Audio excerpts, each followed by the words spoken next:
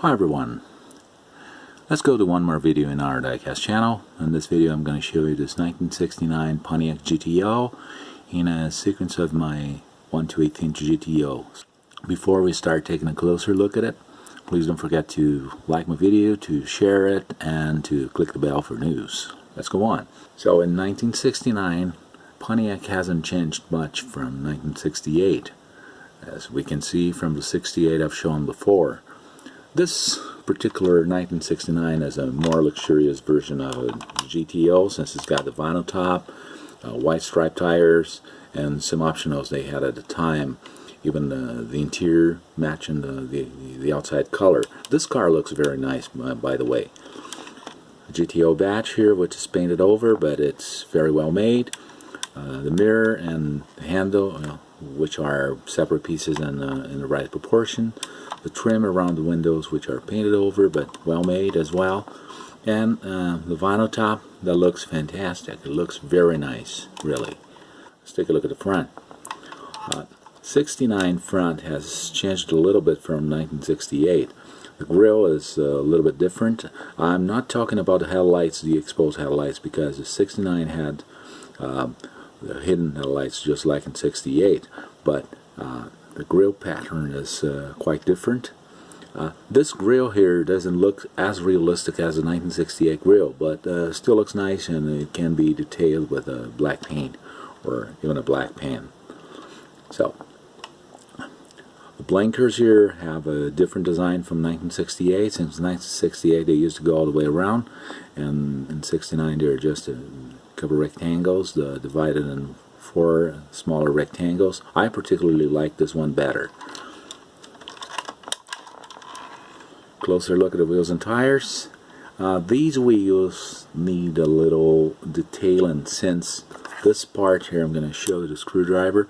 This part here in the rim should be black instead of chrome, but this can be done with no big difficulty, so that's okay. The trim underneath the doors look very nice. Let's take a look at the interior. Well, the interior looks very nice. The dashboard looks very nice. It's about the same dashboard we had for 1968, basically the same design. We have some stickers marking the buttons and knobs. These dashboards are not as rich in details as the ones we find in Highway 61, but still look okay. There's no headliner, no sun visors. The interior looks good. The seats are made of plastic. They're all rigid. They don't fold forward, just like the other cars. And there's no carpet, but a piece of plastic that simulates a carpet, but does a pretty good job for a budget model.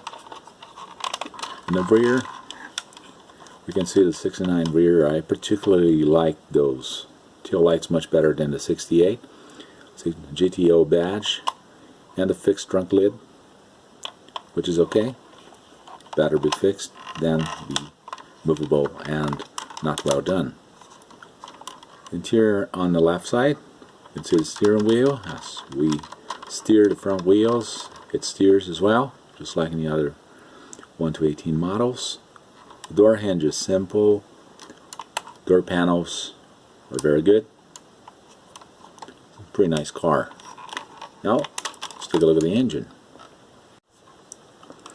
As we pop the hood open, we can see the same issue we had in 1968. The hood doesn't open as well as, not as much as a Highway 61, and the hinges are a little bit thick. Not that thick, but a little bit thick.